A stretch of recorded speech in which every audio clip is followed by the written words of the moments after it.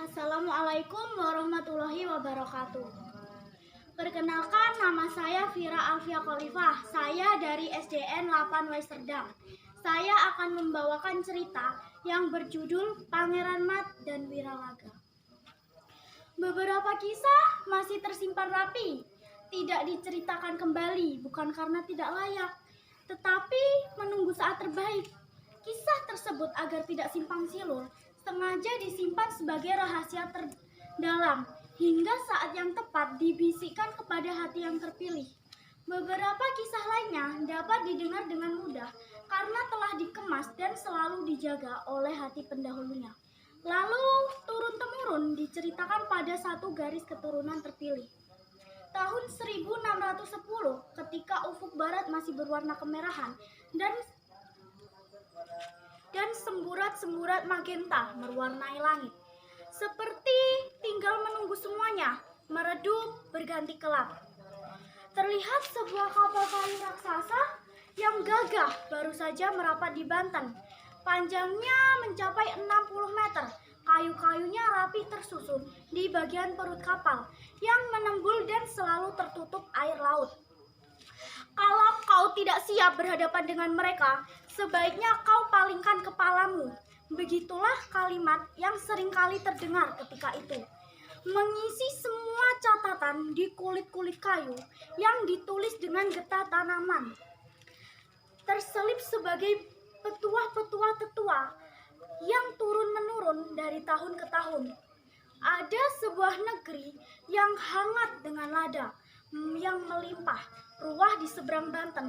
Tentu sangat menggirukan sekali terdengar kala itu. Letaknya tidak jauh dari Banten, membuat perusahaan dagang terbesar milik Belanda pada tahun 1682 yang dikenal dengan nama Verenigde Oostindische Compagnie tertarik untuk berdagang, menguasai harga rempah sehingga menjadikan mereka pengusaha tunggal.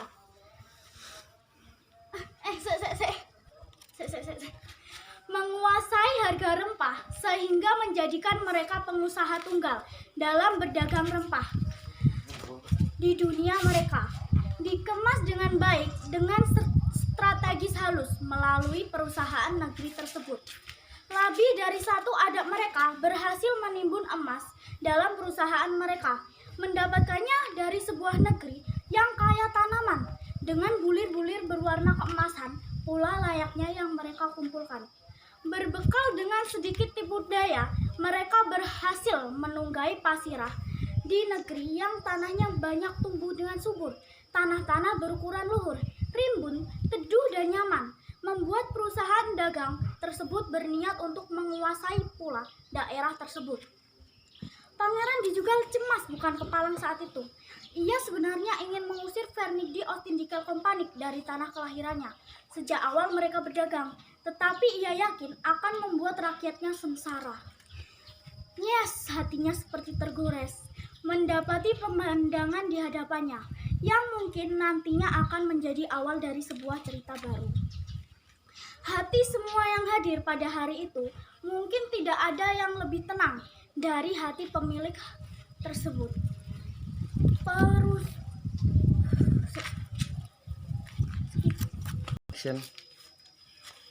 Aku diperintahkan Pangeran Dijugal untuk turut kemanapun Pangeran pergi, ucap pria parubaya yang masih terlihat gagah dalam sarung dan bertelanjang dada, sebagaimana umumnya pakaian pribumi kala itu.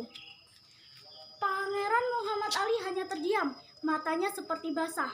Ia berusaha keras untuk tidak mengejutkan matanya, berusaha mengatur perasaannya supaya tidak terlalu larut dengan suasana hatinya sendiri. Pangeran Muhammad Ali di sebuah lahan yang dipenuhi ilalang, tibalah sebuah rombongan pasirah yang dipimpin oleh Pangeran Muhammad Ali dan Fuk Agung. Fuk Agung menegakkan kepalanya dan menoleh ke belakang dan menoleh ke arah yang Pangeran Muhammad Ali maksud. Kini ia sama riangnya dengan Pangeran Muhammad Ali. Mereka mempercepat langkah mereka ke arah yang Pangeran Muhammad Ali maksud. Pangeran Muhammad Ali tak kuasa menahan rasa bahagianya. Ia berlari ke arah tepian sungai dan menciumi airnya dengan rasa bahagia yang tumpah ruah. Pangeran Muhammad Ali meminta Fuk Abung untuk mendirikan sebuah rumah kayu panggung di tepiannya. Kehidupan mereka dari ke hari tercukupi lebih dari sekedar cukup. Pangeran Muhammad Ali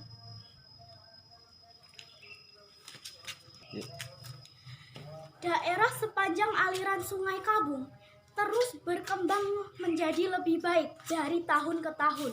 Masyarakat pun hidup sejahtera di sepanjang Sungai Kabung tersebut. Kembali menyusup dan menciderai pemilik hati yang polos. Konon pemuda-pemuda yang dijuluki pewira di sepanjang Sungai Kabung dan kembali kejadian tersebut terus menerus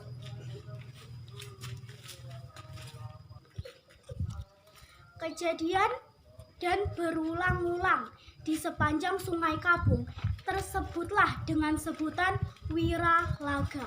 Terima kasih, saya akhiri. Wassalamualaikum warahmatullahi wabarakatuh.